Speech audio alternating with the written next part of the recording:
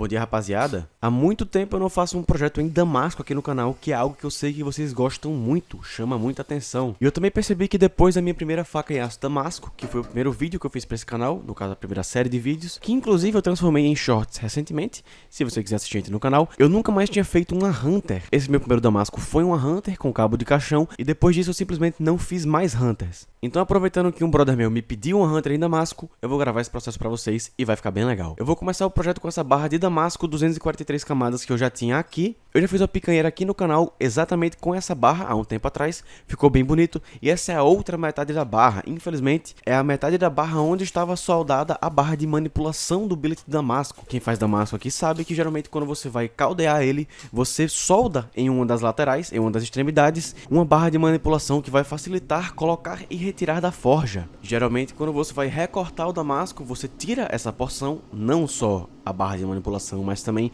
a porção do Damasco onde a barra de manipulação estava soldada, porque lá está meio que contaminado, né?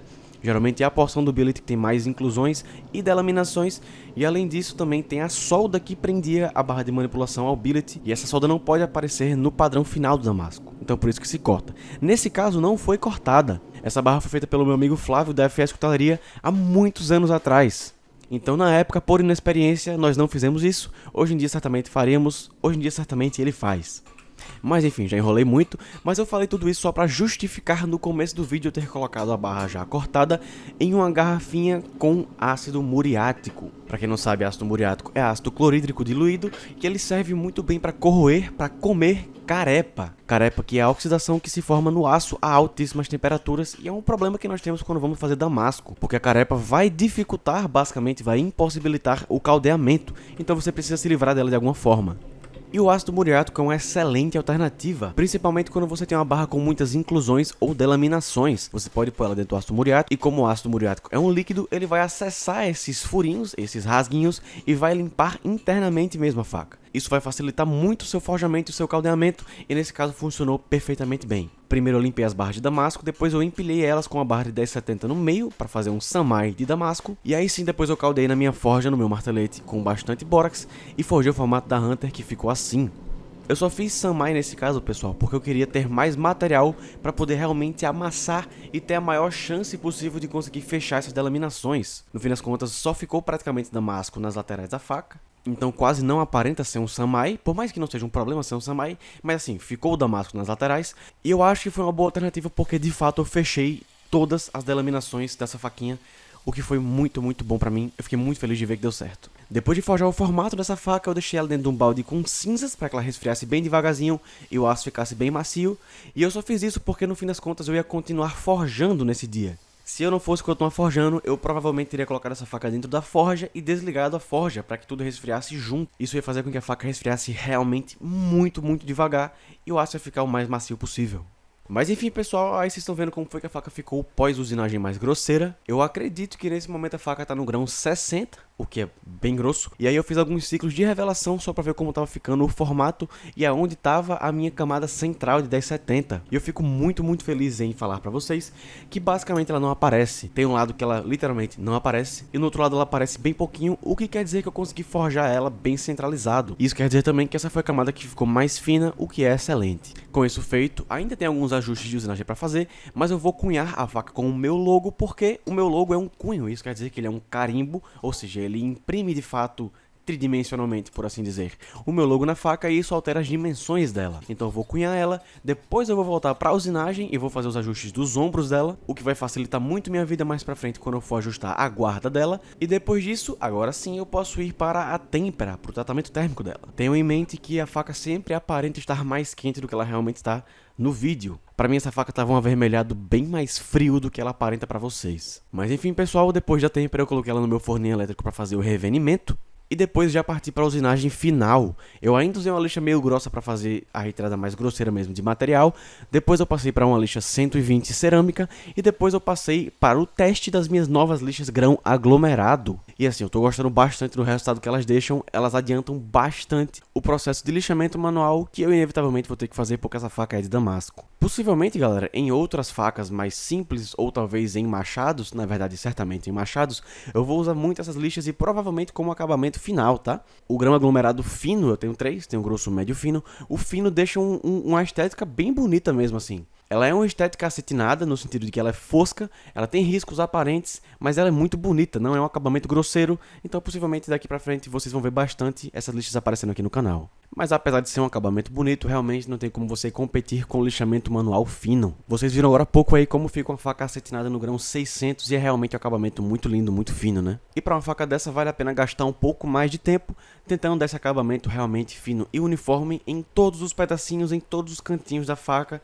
inclusive nessa partinha aí do ricaço, nessa transição, que às vezes é mais chatinha de realmente acessar e fazer o acabamento. Mas com essa dica aí que vocês viram, facilita um pouco a minha vida. E depois de acetinar tudo no 600, eu passei ela sempre na vertical, na minha roda de polir no esmeril, com parte de polimento verde, e foi assim que o acabamento ficou. E fique bem claro, pessoal, o meu intuito não é fazer um acabamento polido, é só fazer um acabamento acetinado, fino, que já me permita ter uma revelação muito delicada, que realmente acesse as porções mais finas do meu padrão do damasco. E mais pra frente vocês vão ver como realmente isso deu certo.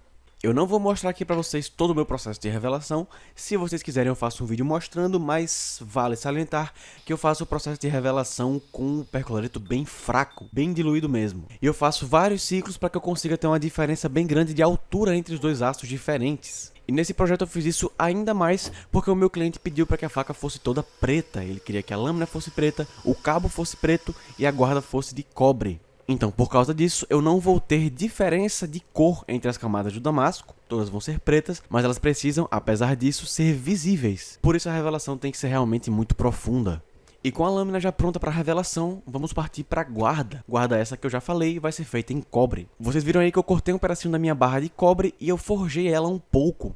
Eu fiz isso para que eu conseguisse ganhar um pouco mais de comprimento nela. E isso vai fazer com que eu tenha menos material para retirar na hora da usinagem. Depois desse forjamento, eu fui fazer o encaixe da guarda na espiga da minha faca. Eu comecei fazendo furos com a furadeira, depois alargando esses furos com limas agulha. E para que esse encaixe ficasse realmente perfeito e muito justo, eu prendi a minha lâmina na minha mostra de ferreiro e terminei de fazer o ajuste da guarda na porrada. Eu usei um caninho de ferro para bater nessa guarda de modo que ela encaixasse e se deformasse ao formato da espiga da minha faca.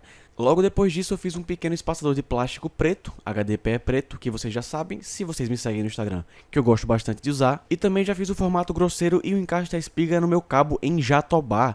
Eu não mostrei esse processo para vocês porque eu acho que é razoavelmente desinteressante. E vocês vão entender já já o porquê de eu ter usado jatobá. Mas o que importa agora é que eu colei todas as peças da minha faca usando super cola instantânea. E eu faço isso para conseguir usinar o formato de tudo junto sem ter realmente a colagem final. A super cola segura razoavelmente bem, mas a qualquer impacto ela solta, o que torna essa técnica perfeita para fazer esse tipo de usinagem conjunta sem precisar fazer a colagem final da faca. Dessa forma eu fui capaz de fazer até o lixamento manual do cabo, eu fiz até o grão 600, o que deixou o cabo prontinho para passar pelo próximo processo, que é a ebanização. Eu acho que vocês vão lembrar que o meu cliente pediu para que eu fizesse a faca toda preta, ou seja, a lâmina tem que ser preta e o cabo tem que ser preto. Eu não tinha nenhuma madeira realmente escura aqui, então pesquisando eu achei esse processo que realmente deixa qualquer madeira preta, preta mesmo. O problema é que deixar a madeira preta faz com que ela perca um pouco a sua beleza natural. Ela perde os detalhes da madeira, por isso eu não me incomodei em usar uma madeira muito bonita, uma madeira muito premium, por assim dizer.